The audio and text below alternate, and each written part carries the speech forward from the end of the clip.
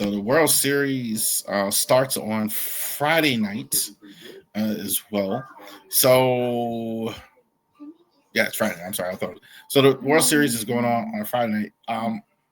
Tremendous, tremendous ALCS.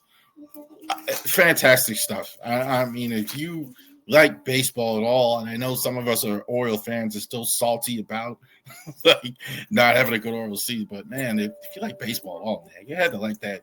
The ALCS, great stuff. I thought both teams. A shame. One of those deals where you shame both teams can't win. Two teams that haven't been in a long time. Mariners have never been to the World Series. This is the closest they've ever been. 7 games in American League Championship Series.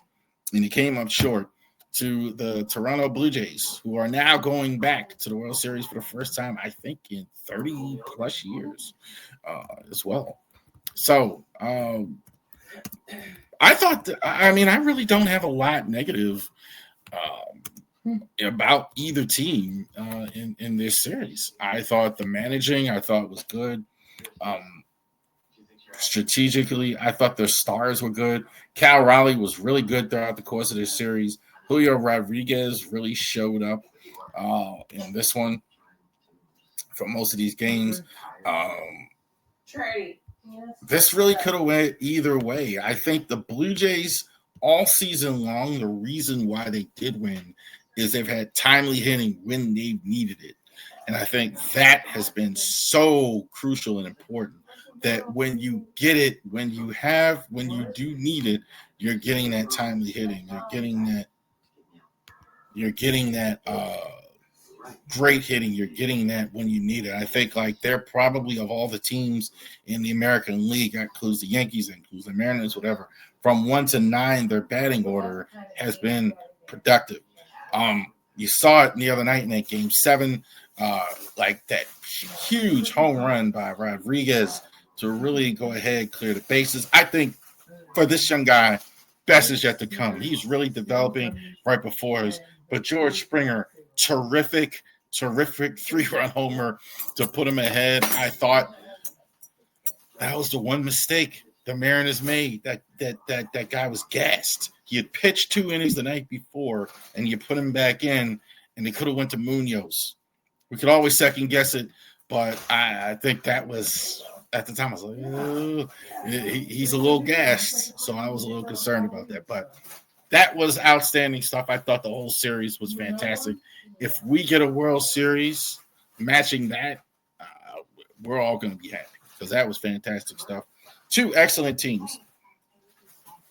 Real quick state of the Mariners. Mariners don't have to do – they're going to have a few free agents that they have to sign. I think like that. It'd be interesting to see what happens in the offseason for me, especially with Suarez at third base. I think he's going to be one of the guys that they're definitely – interesting to see what they do. This is a team, a franchise really that doesn't really keep a lot of their guys. I mean, this is certainly not a team that signs a lot of free agents, but they got Suarez as a free agent, Ferguson is a free agent, Polanco I think is a free agent. Polanco's going to have a market. Mitch Garver, so they're going to have some options there. Some guys they're going to have to look at as well. So Blue Jays go on. They're going to play the Dodgers, U.S. versus Canada in the World Series. Let's talk about the Dodgers in this series. This was all Dodgers in this one. This was the glass slipper kind of fell off Cinderella when we talk about the Brewers as well. Because the Dodgers, this was a good old-fashioned butt kicking in every sense. Dodgers won it from start to finish. I got to tell you what, you talk about how good of a series that last series was when you talk about the Mariners and the Blue Jays. That performance in Game 4 is by that performance in Game 4. I'm sorry, by Shohei Ohtani was fantastic, obviously. I don't. There was a conversation on Twitter, while I was watching the game. Is now this cementing him as the greatest player to ever play? Getting there. I think in baseball it's much harder to pick one guy. The best player I ever saw in my lifetime, just in my 5,000 years, is was Barry Bonds. I don't think I saw an offensive player that could do all the things he does was Barry Bonds. Ken Griffey came pretty close. I always liked Bo Jackson too on the field. Bo was just a phenomenal athlete. Nowhere near like statistically or anything like that. But I just thought like that. But Ichiro is Roy Hobbs in terms of that. If you ever seen the movie Natural, shout out to the late Robert Redford. If you ever watched the movie Natural, Roy Hobbs, and there's a line in that movie, whatever he wants to do, he does. Right? There's just no such thing. Whatever he wants to hit, he hits. Whatever he wants to do, he does. And just 3 home runs in that game 4 while pitching on the mound and getting 10 Ks on the team that won 97 games. And you're not even a starter. So that was unbelievable. I thought that was mind-blowing, fantastic stuff from the Dodgers as well. This series wasn't even, there was never any doubt, even in the first 2 games. And also to the one Achilles heel, the one thing that there was the issue that they had, I thought, throughout the course of the year, was their bullpen. That was solved, I think, at least a temporary.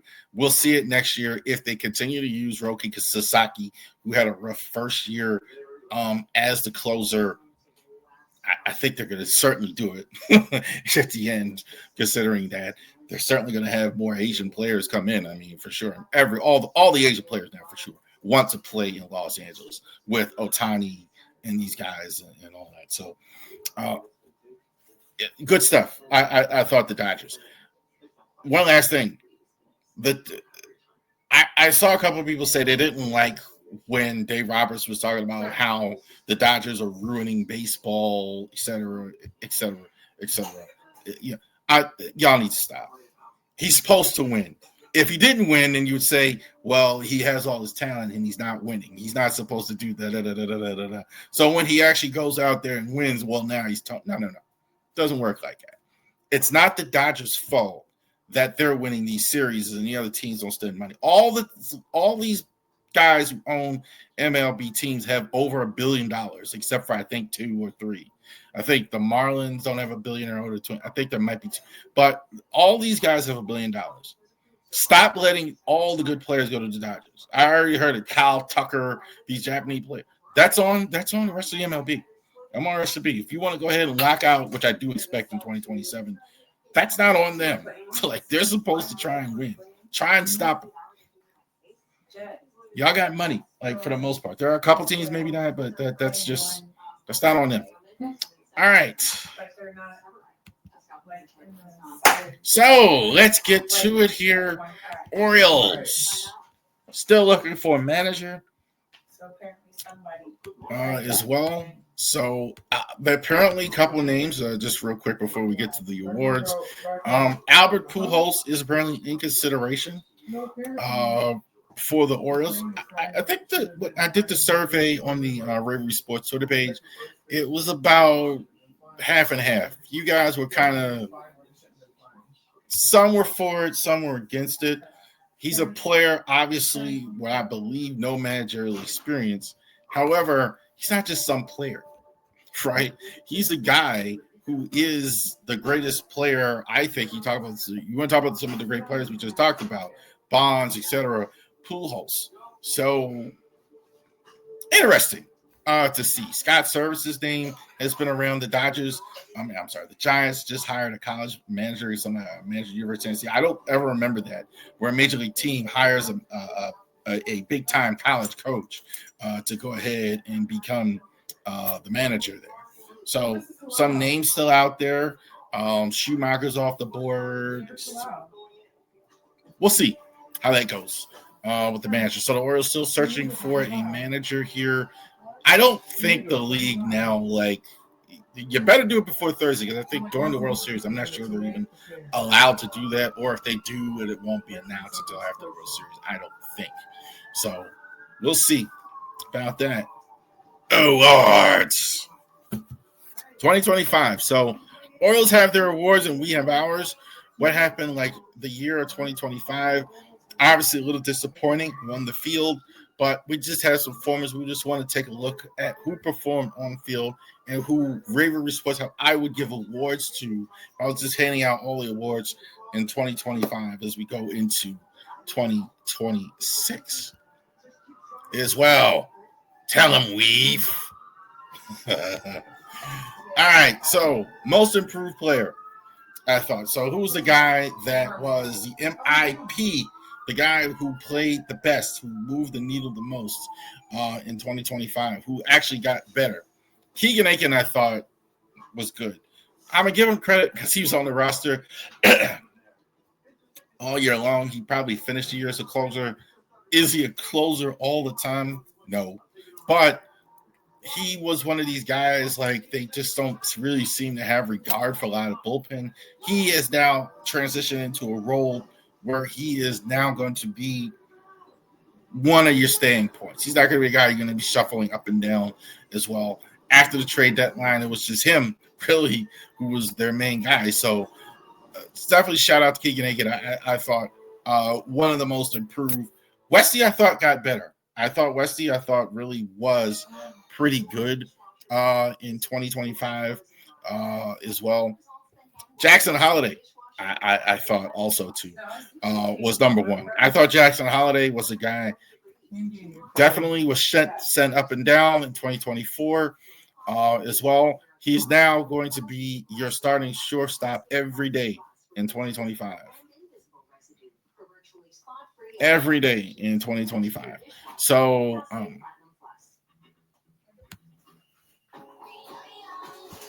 okay, thank you.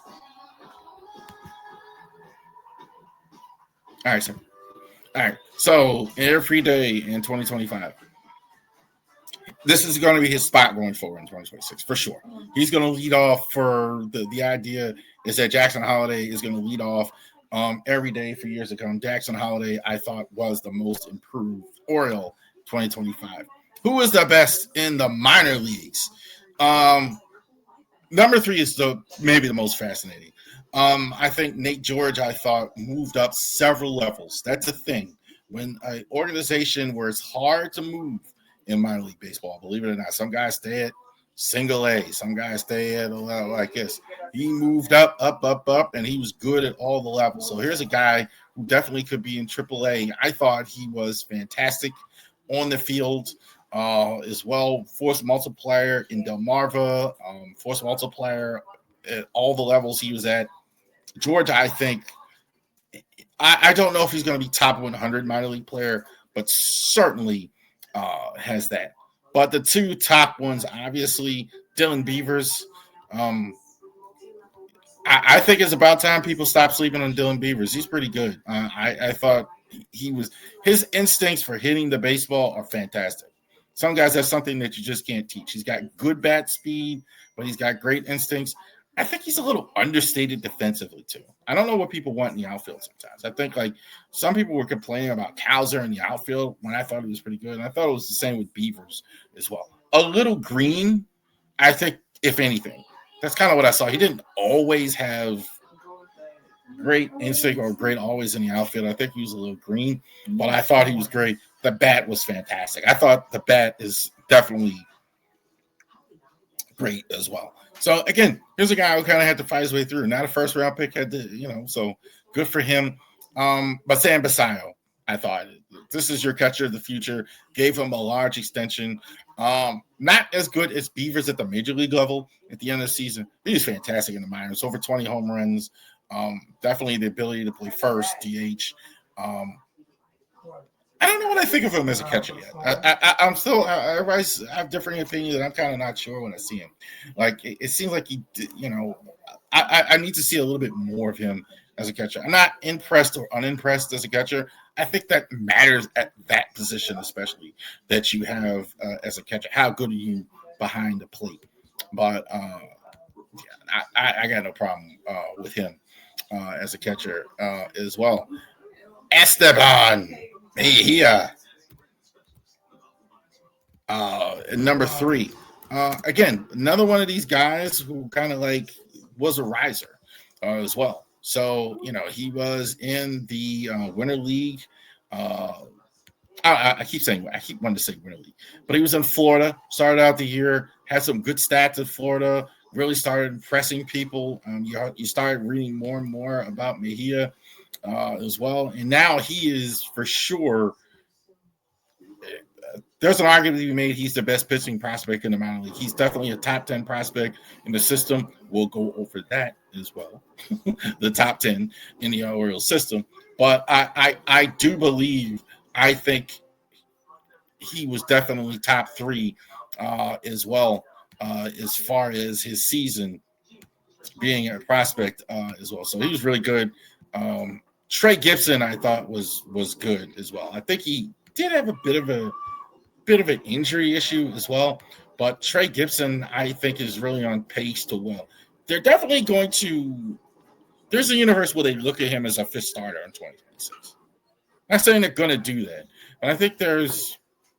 I do think it's possible that's the case. That this guy, that they're actually looking at him as well as a 5th starter option as well. He's 23 years old. I thought he's been pretty good as well. But I think Michael Ferret was the best minor leaguer as well. So this is an area where the Orioles don't have a lot of depth. This is an area where we're a little bereft, I think, relatively speaking. But these guys will definitely give you hope. So these guys will definitely, 2026 are guys to keep an eye on. I would think they're going to all be in the minors. Trey Gibson, I think they're going to look at him possibly as well. But Ferret, Mejia, they're definitely going to. Mejia, I would think, at Bowie a lot of the year. Ferret probably Norfolk. Tripton probably Norfolk. We'll see. We definitely can see the top 2 in 2026. So really good stuff.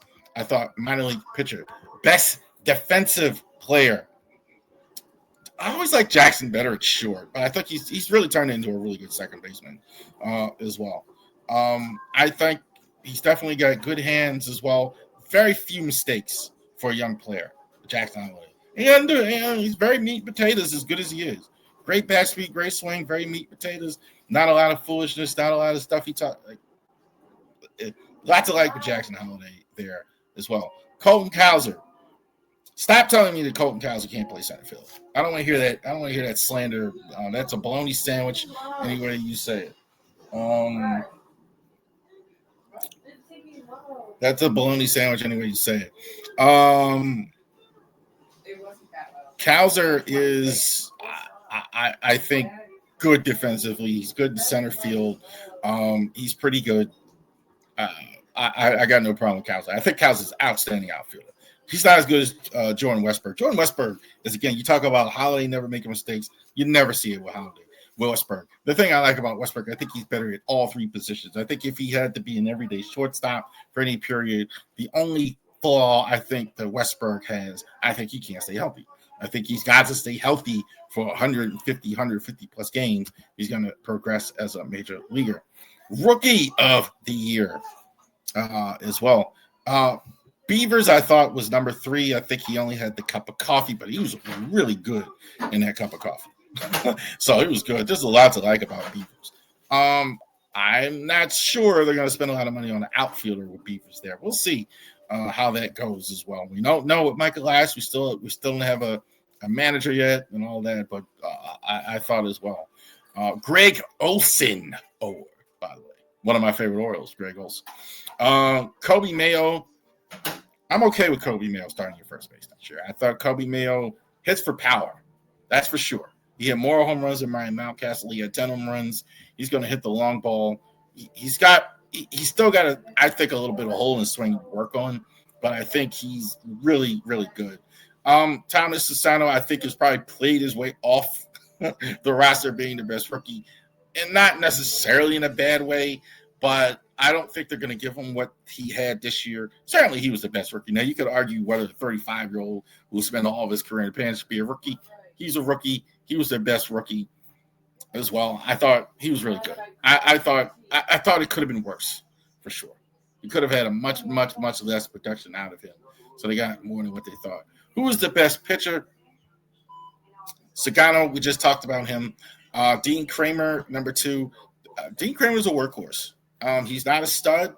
He's not an ace. He's not any of those things. He's going to give you innings. So managers, organizations have to have a guy like that, value a guy like that. So I think that's important. But Trevor Rogers was fantastic. No question about it. Jim Palmer Award. Like, I think the only start, where he had any trouble was his last start. I did kind of notice he was tiring a little bit at the end, but that was it. But nothing but great stuff from Rogers. Guys couldn't catch up to him, ahead of him the whole time. Rogers was fantastic all year. My most valuable Oriole, Gunnar Henderson. We haven't talked about Gunnar, have we? As well. Gunnar, I don't think was as good last year. Obviously, he didn't. He's got to be more productive. I think his batting average was solid. I think that's why some people that did say he was good said that, because he was hit about 280. I think it was like 270, something like that. So, I mean, he can hit.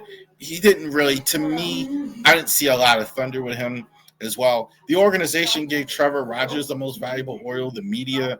I'm going to give it to Jackson Holiday. I thought Jackson Holiday was – I thought he was a linchpin on in every phase as well. I thought the batting average dipped a little bit. I thought he slumped a little bit at the end. But I think had it not been for that, he definitely would have won most valuable Oriole. I'm giving him most valuable Oriole over Rogers. In all due respect to Rogers, but the whole season, I thought it was Jackson Holiday.